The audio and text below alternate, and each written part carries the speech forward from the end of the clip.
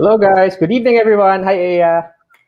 Hi Jules, hi everyone. Welcome to Daldalang, walang curfew. Usapang hindi nala-lockdown, ito po ang Quarantalk. Okay, ayan. So welcome to our episode 65. O di ba? Ang dami, senior citizen na talaga ang ating show. Pero very interesting ang pag-uusapan natin ngayong araw dahil last week, di ba? Talagang napuyat tayo dahil nakasubaybay tayo sa eleksyon sa Estados Unidos. Ba't nga ba tayo nakasubaybay? Hindi naman tayo Amerikano. Yun yung tinatanong ng mga tao. Pero pag-uusapan natin kung ano ba yung impact niyan sa Pilipinas at sa buong mundo. Right, at hindi lang yun, Jules. Although mas puyat yata sila kaysa sa atin. Dahil nasabaybayan pa natin bawat numbers, no? Pero, yan, kasama yan sa pag-uusapan natin tonight. At syempre, after that special interview that we're going to have today,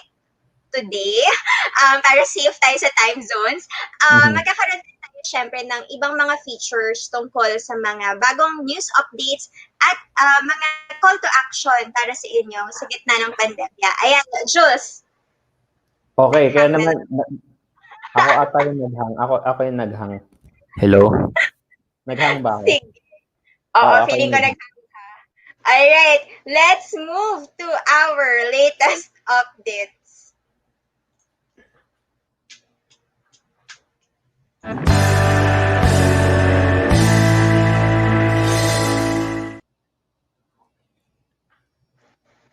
Okay, Jules, are you back? I think I am. Am I? Sige, audio ka muna. Yes, I am. Alright. Okay. Teka, nagmamadali siya ngayon, no? Okay.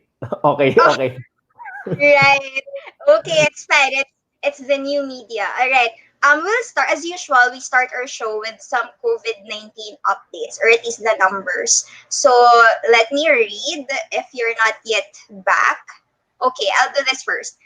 For today, our latest numbers here in the Philippines po pagdating sa COVID-19 pandemic, ang total cases natin as of November 9 ay 398,449.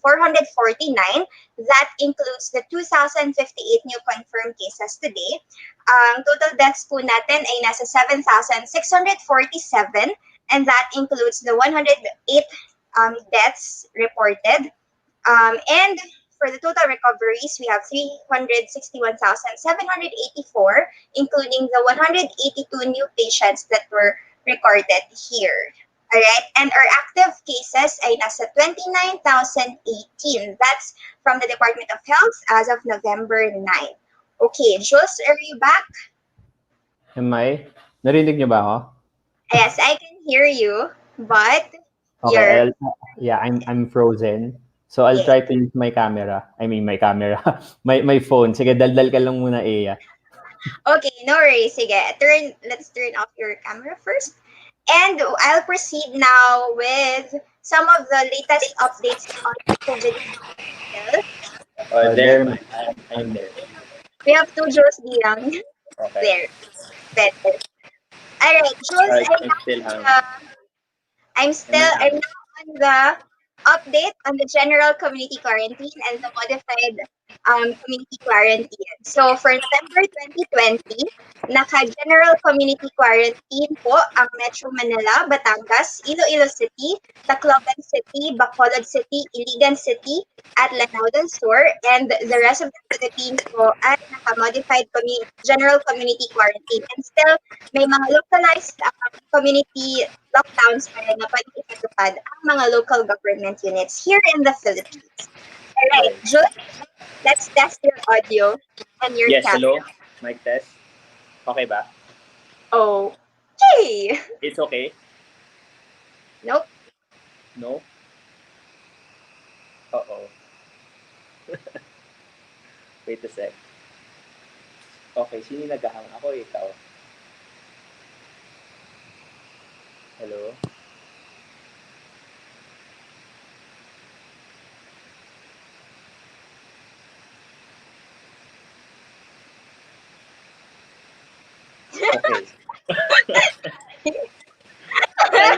Okay. Okay ba yun? Let's do this. Okay. Get to this. So, simulan na siguro natin interview, Aya. Sige. Dito yan sa ating Quarantalk. Go ahead.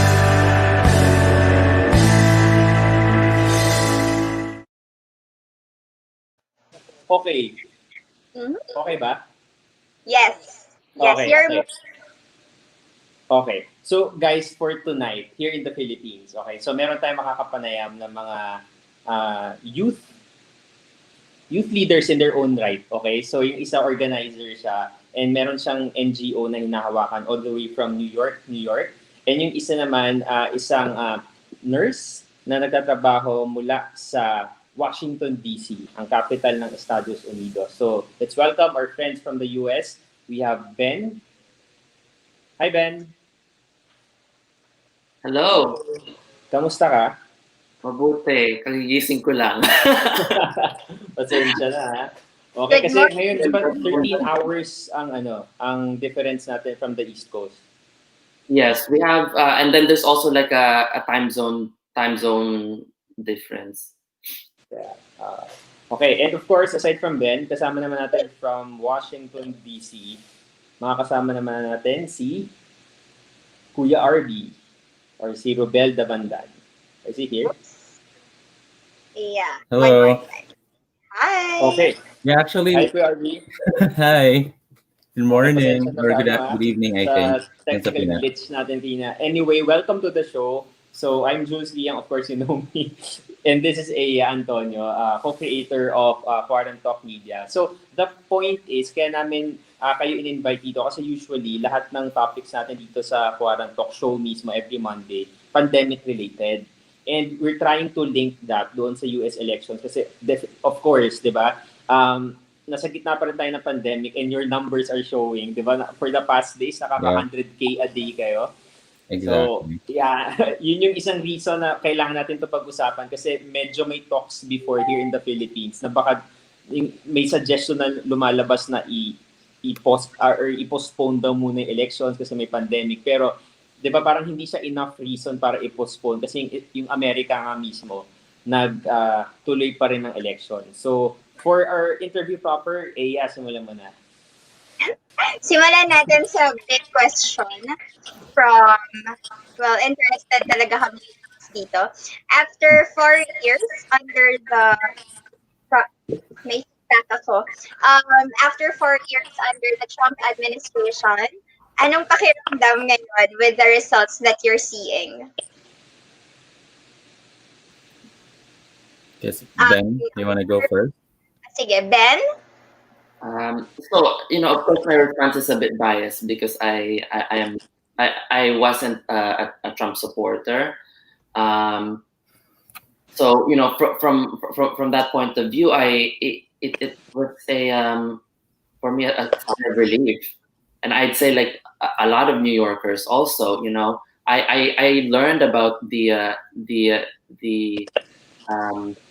projection. Not from the news. I learned it from my neighbors who started banging pots and pans and cheering. So that was it. It was a sigh of relief after what became an election week for us. Right? It was election day. That was prolonged. But I do know Trump supporters that were quiet. Given the result. Okay. How about for you, Kuya RB?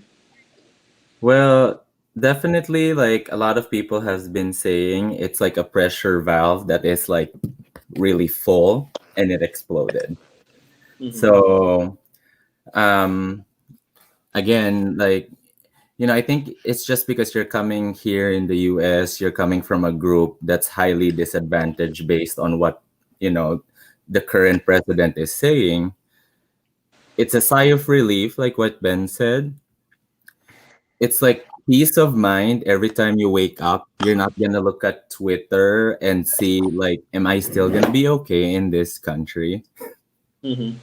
It's always that, like meron kang inaalala every time. It's like, am I gonna be okay?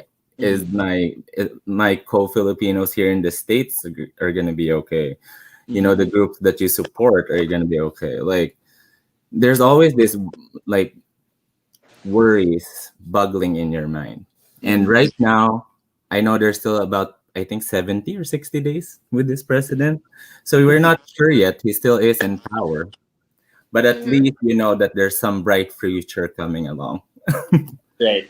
Okay. So, yung isang parang bagay na bothering for me, no, and most likely, definitely for Americans, for some Americans na hindi bumoto kay Trump, despite all the issues na pinagdaanan under his administration, the racism, the misogyny, lahat ng mga issues, bakit ganito pa rin yung amount of support? Second highest votes for a president pa rin ang natanggap ni Trump. Sa tingin nyo, ano yung reason kung bakit ganun? As Phil-Ams, what do you think? Ben? You know, Rappler recently released an article about why Filipino-Americans support Trump, and it goes on the line of religion, conservative family values, fiscal conservatism. You know, from I would even say that, you know, from my personal experience, my parents and my even some of my great aunts and uncles, they're Trump supporters because of, you know, it's mind-boggling, but you know, my theory is that and I had this conversation with my parents, right? They were like, Ben, when we immigrated to the United States, we tended to vote Democrat, but over time we tended to vote Republican, and so, you know, Republicans more conservative, they focus more on less taxes, right? Legal pathways to immigration, you know, against choice or abortion, and so the transition there, it's mind-boggling to me, right? Because generally, you know, you consider democratic principles as very pro immigrant, right? Pro the people. You can even extend it to pro small business, right? And so I think it's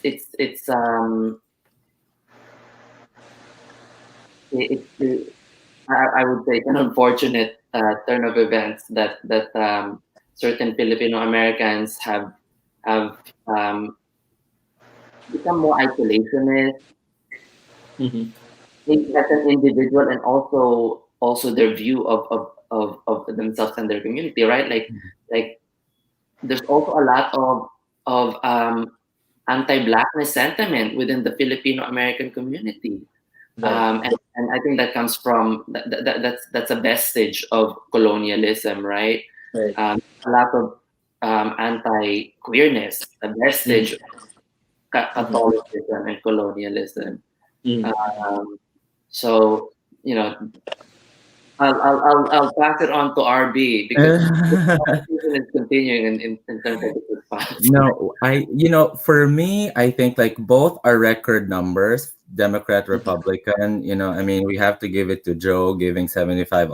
I think, I mean, it's close to 75. I think I don't even look at the election results as long as it's done already. You know, they're projected, but the fact of the matter is, you know, they're both of them turned out record numbers for each side, and I think it just depends on the personality, what really hits you the most, and what you support.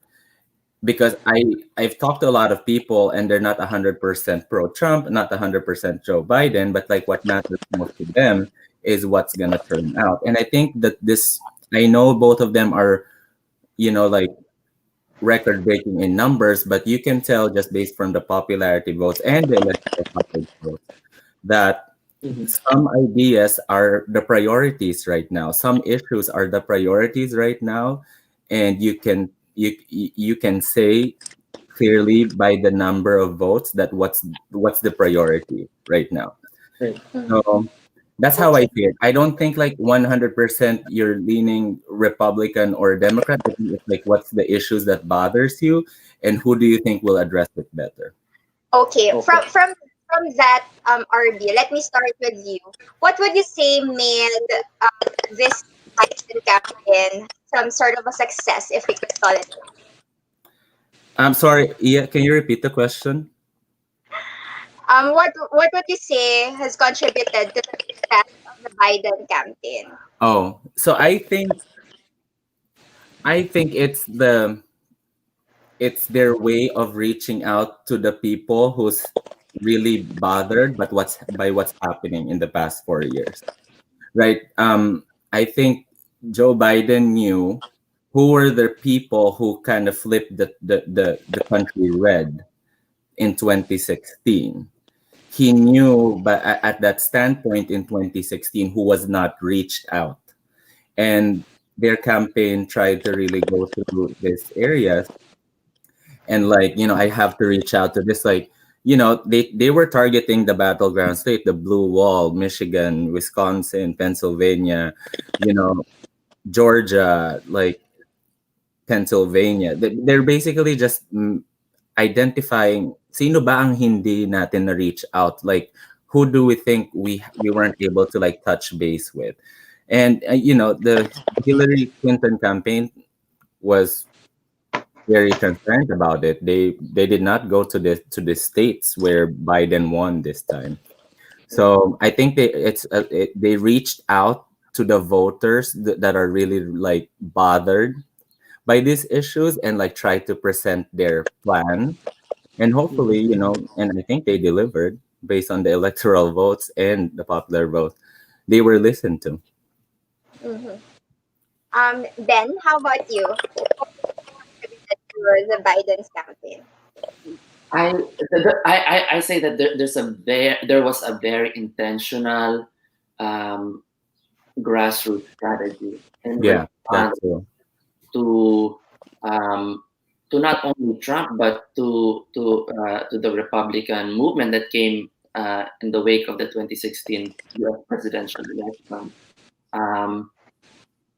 I think a lot of the conversation right now is also around the Democratic leader, the Black, the African American Democratic leaders that really paved the way for James Clyburn of South Carolina. Without him, Biden's nomination is gone.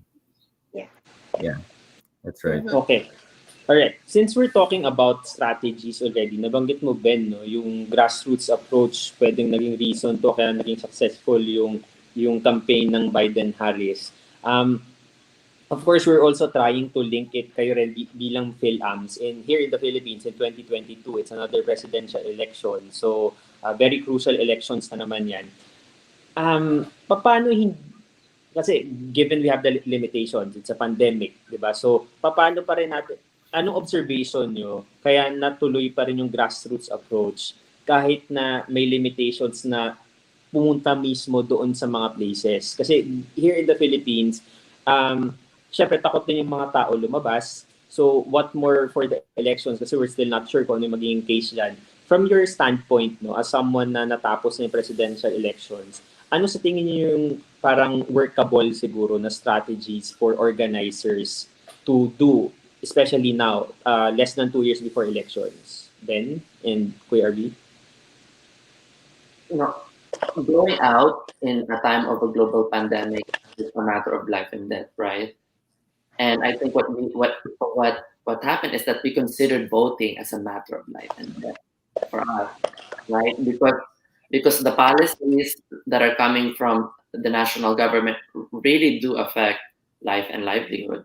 But in terms of the grassroots outreach, more so in the past several months, is you can still be an active citizen in the time of COVID, right? There's social distancing, wear a mask, get tested regularly, right? If you have the resources and the resources are becoming more available, Masks becoming more available. Masks are readily available. Knowing to wash your hands, not to touch your face. That information is now credible, right, and proven. So knowing that, we can still be an active citizen. We can still go to the polls, but there also have to be alternatives to in-person voting. Mhm. And here you can request a ballot, your ballot, your voting ballot online, get it in the mail, fill it up at home or wherever you are. Even if you're an expat outside of the U.S., you can receive it. So there was really, if you really wanted to vote, there were few limitations to access your ballot and then mail it in and get your voice and vote. I think it, like, in the span of 2 years, there should be a plan on how people can vote. I mean, there's no excuse to that. There are some states here that were observed by Sweden, by other countries, on how these elections were conducted in the times of pandemic. And there are a lot of options. Early voting, like what Ben is saying, request your ballot. It's to me, there are a lot of ways how you can conduct an election and make sure that people's voices are heard. I will see it differently kapag hindi sila nag-prepare in the next 2 years. I will see it more of a voter suppression because I cannot see any reason why in the next 2 years you cannot make up a plan for an election. Okay. Here in the Philippines, we always hear that there's a significant number of young people here, but we have yet to see this translate into a unified or a significant contributor to a president's win. How about there, in the U.S.? Tell us about the role of the young people there, because there's a lot to learn and a lot to prepare for the coming elections here.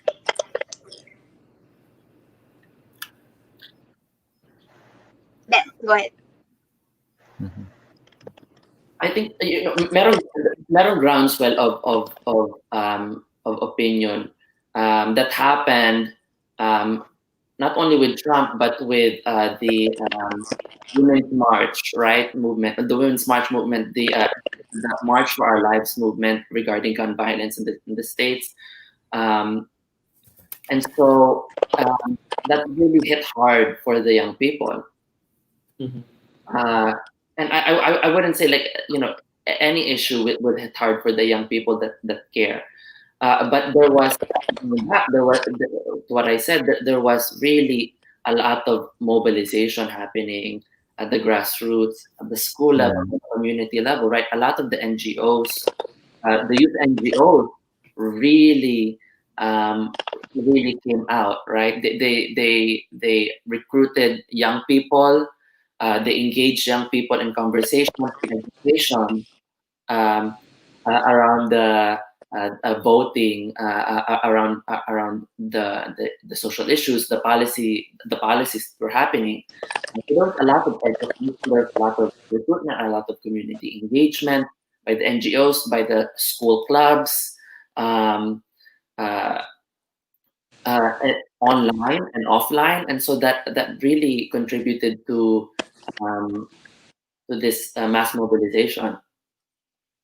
So I think I have not completely read the statistics of the exit polls, like how much in total, but at least some states reported that young people and the seniors really delivered this election. So like what Ben was saying, there's a lot of groups that really mobilized, people to register to vote. I've participated in some of those things, like in the local community. It's not even like whether you're a Democrat or Republican. It's like you want to be heard, you need to vote. And so I think there's a lot of ways, social media, if it's used properly, a lot of information campaign. And the grassroots, I think, actually did pretty well this election, like what Ben was saying. I have in the past elections, I did not get emails about like even local candidates, but this time, like even on your own local districts or states, they are really trying to reach out to you. So, yeah. Okay. So, definitely marami kayong key takeaways dito sa election na to. Pero siguro I'd like to zero in doon sa importance ng single vote.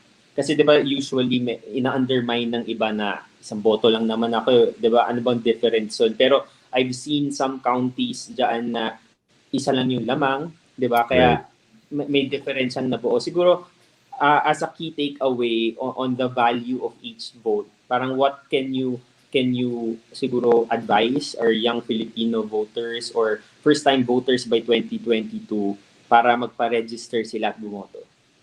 Kuya RD and Ben? Yeah. So I think my takeaway for that is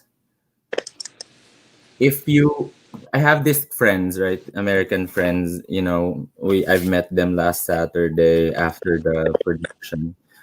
And they were like, I have never felt this way about my vote before.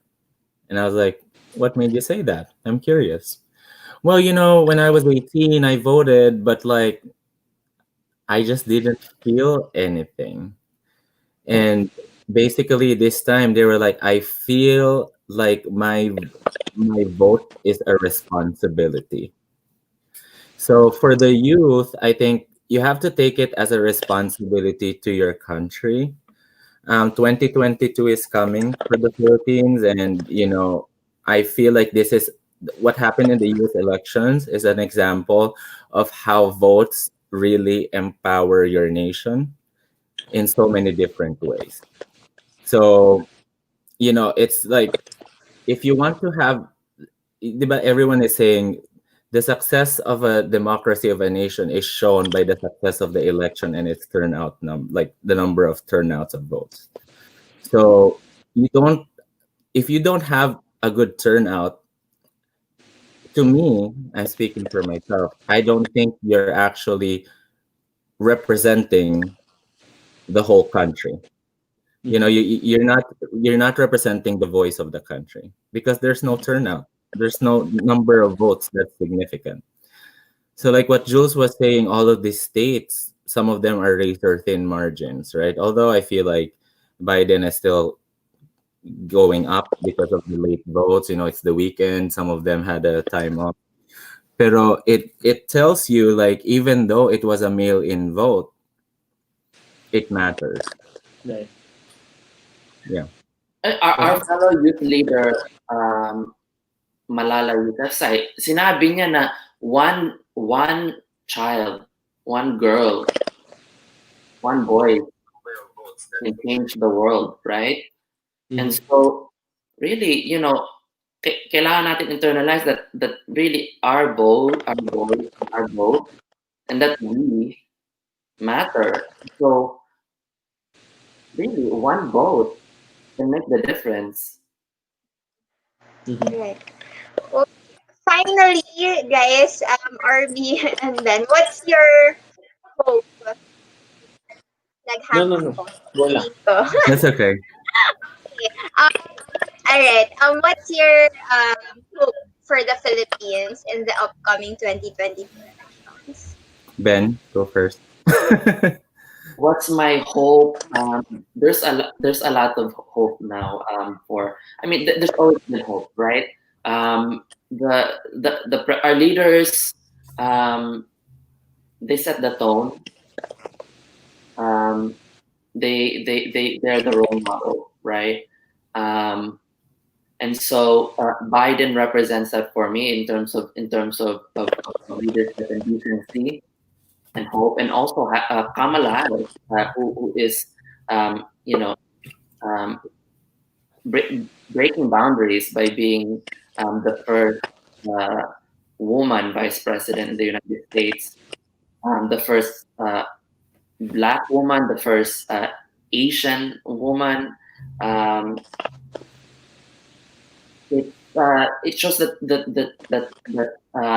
progress is possible, right? That this administration is inclusive, it's diverse, and it's representative of the people.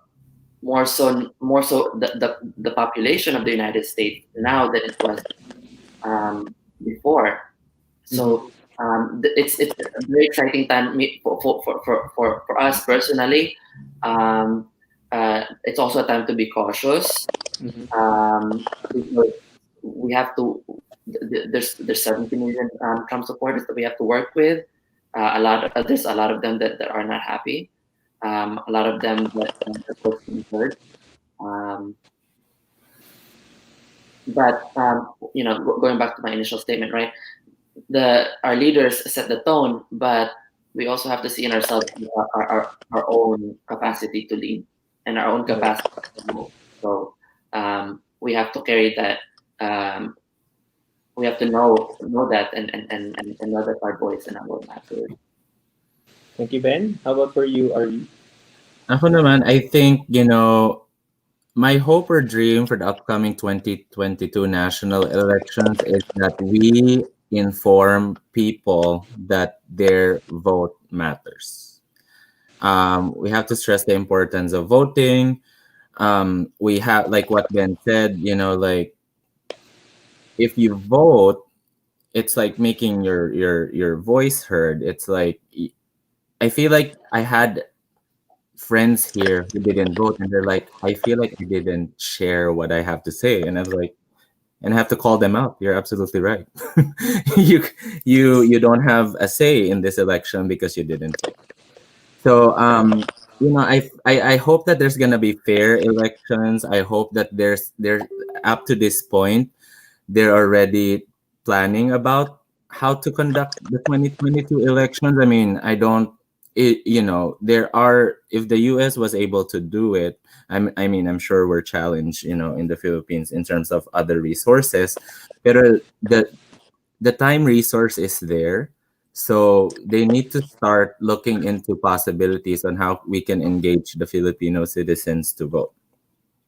Because with internet now, again, with social media, emailing, I mean, there's a lot of options. We have to tap all the resources necessary to make sure that there will be a fair and just national election. Okay. Ayan. Alam mo, parang na-imagine ko, nag-worry sila sa US elections, tas mag-worry din sila sa Philippine elections. Parang double stress pala for you guys. Grabe yung mga I don't know, Ben, ha? Pero like, I was just going through Facebook. Feeling ko, like everyone is saying it's like Miss Universe. It's like they're waiting for it, pero like super delayed results. Let me tell you, all the memes, I'm laughing, right? Because Miss Universe was used as a meme. But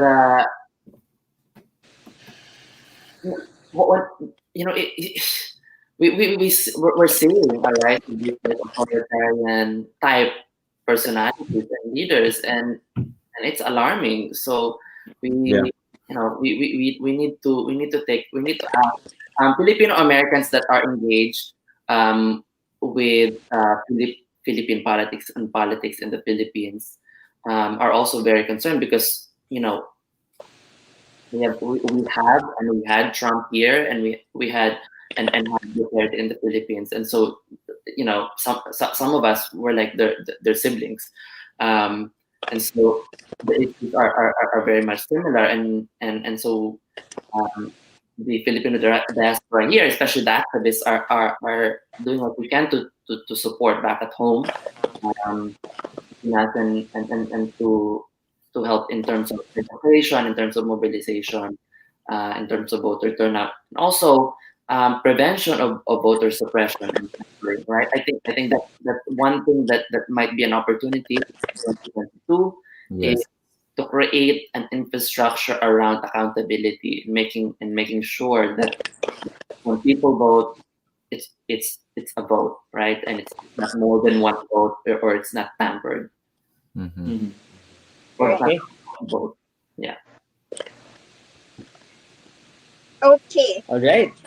Yeah, thank you so much to Ben, my friend all the way from New York, and of course to Kuya RB Dabandan from Washington D.C. Thank you so much for Yeah. sharing Thank with us you. your time. Alam ko super early pa dyan sa East Coast, pero maraming salamat at sana suportahan yung Quarantalk Media lagi. Thank you so much. Yes. Thank Thank you guys. you. Thank you, Aya. Thank you, Joe. Bye-bye. See you Bye, soon. Ben. Bye-bye. Yeah, we take care. Yeah, take care, Take Joe. care. You Bye. too. Okay, yan na Okay, ang dami Alam, natin learnings doon para, lalo na para sa mga organizers ng elections dito sa Pilipinas. Bawat isang boto mahalaga and kailangan grassroots approach talaga. yes. And kung may nakita tayong hope or glimmer of hope from the US elections, we hope na meron din tayong makitang glimmer of hope sa paparating na national elections. Pero sabi nga ni Ben, nandiyan naman lagi yung hope. And we really hope to see a different impact in darating na national elections here in the Philippines. Jules, let's now see kung ano naman ang ating current trends.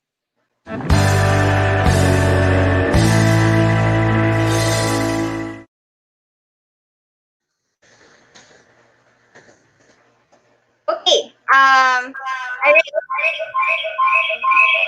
Alright. Okay na laptop ko. Okay na ba? Muna. Ayan, remove the other one. Okay. Nitong mga nakarang araw nga, no, umingay din sa social media ang hashtag tayo naman sana. Ito ay matapos nga makita natin yung mga result ng botohan, although ongoing ang counting for the US elections. Jules, tell us more about this. What did you see online? That's right. Ayun, nag-trend nga itong tayo naman. Habang nangyayari nga yung election sa US, nag-trend naman yan sa Twitter kasi nga may parang alam mo yung masaya ka for the US kasi may change after authoritarian populism na nangyari nga doon na kind of leadership. Kaya naman pala, 'di ba? Parang ito yung plot twist daw ng year 2020. So may good news pa rin naman. So ang parang panawagan ng mga tao, ng mga influencers, ng ibang mga celebrities, kailangan magpa-register tayo kasi we still have the chance until September to register. And of course, it doesn't stop there. Hindi naman natatapos lahat sa elections. Kailangan tuloy-tuloy yung pag-organize at syempre pag-participate nating lahat. So, yeah. Alright. Well, nakita ko, actually hindi ako aware dito sa tayo naman, hashtag officially.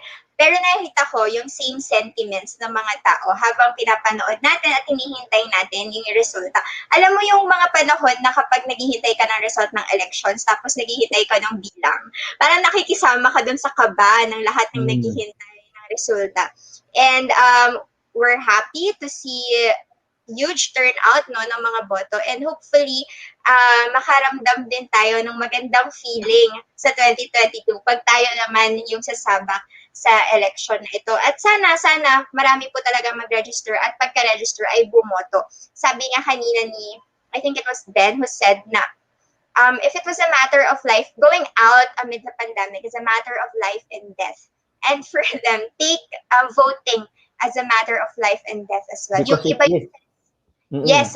Diba? Especially with pandemic. Diba? Yes, at na-reinforce din yun nung sinabi rin ni RB na it's a responsibility this time around. Kahit na hindi first-time voters, this time around, parang may ibang bigat din yung pagboto ngayon. So, true.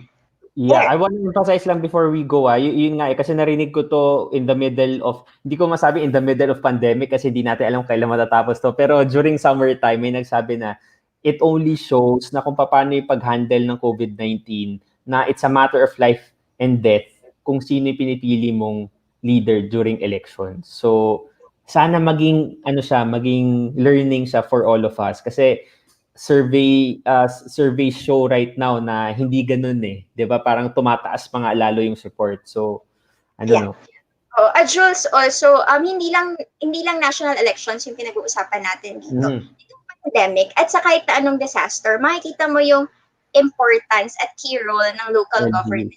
Sila yung unang nagre-respond at sila yung may ng decision making na ginagawa din kadalasan pagdating sa mga paano mag-respond sa mga communities at sa pangangailangan ng mga tao sa bawat barangay. And so, if you want a decent local government, mapabarangay man yan, or city or municipality, it depends on your vote. And of course, in safeguarding our votes and our right. Ayan. Jules. Okay, so now let's proceed to the last part of our latest news.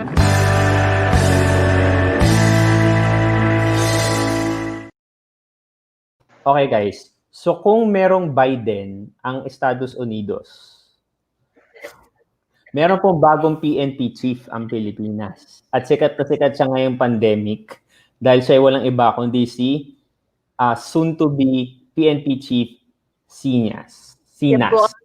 The bold Sinas. Ayan. Ay, anong detalye dyan? Ayan, itinalaga na nga po bilang bagong pinuno ng Philippine National Police, si National Capital Region Police Office or NCRPO Chief, Major General Robel Sinas. At ito po ay sa kabila ng mga batikos sa kanya mula noong, hindi ko na po maalala kung anong month ito, dahil sa birthday man June ata or May? Yes, oo. Na manyanita sa kalagitnaan ng pandemya kung saan una, ipinagbabawal ang mass gathering. At pangalawa, kinakailangan po ang social distancing para maiwasan ang pagkalat ng virus. Pero sa mga kumalat na pictures ay maraming tao yung nag-gather or yung nagsama-sama para i-celebrate ang birthday ni Major ngayong PNP Chief Robel Sinas. Magsisimula po ang kanyang term Tuesday. Yes. Ayun nga po. So, it's very, hindi ko alam, ironic na, syempre, magkaibang bansa naman tayo in the US, di ba? Parang yung something na ideal for their country, yun yung nakuha nila. And yet, here in the Philippines, yung isa mismo sa lumabag doon sa mga quarantine rules natin during that time, during ECQ, isa pa yung tinalaga ngayon. Definitely, this decision is prerogative of any president. So, decision naman ng Pangulo yan eh. Pero yun nga, it's very telling kung ano ba yung nagiging basis ng decision making ng ating commander-in-chief. So, well, of course, sana maging maayos yung kanyang leadership kasi hindi ko alam kung hanggang kailan yung term niya, pero ang alam ko seniority sinusunod kasi ng presidente kapag nag-a-appoint siya. So, ayan na siya. Oh, and also, if I may just quote the article from ABS-CBN, news.abscbn.com. Kanina lang, before our show started, nag-reflect doon na statement daw from spokesman Harry Roque ay presidential appointments are really very executive in character. It is a prerogative of the president, end quote, and he need not make any explanation for his appointment. Which is true din naman. Pero yun nga, may public clamor na kasi since Manyanita happened, di ba? Kasi sila dapat yung nag-e-enforce ng mga rules, di ba? Sila yung mga enforcers tapos sila mismo. So, leadership by example, di ba? It's very basic. Pero you have him as head of chief of PNP. I hope ma-establish yung integrity ulit ng PNP chief. Yung integrity, yung trust, yung credibility. Kasi parang ang hirap magkaroon ng PNP chief na naka-receive ng sobrang daming backlash, diba? We are talking about, eto na naman tayo, sa life and death. They are the enforcers of our laws also. So hopefully, ma-gain ulit yung trust ng public para sa PNP chief. Right. Let's see. Okay, Jules. Okay, last part naman ng ating show tonight. Of course, ano ang ambag mo?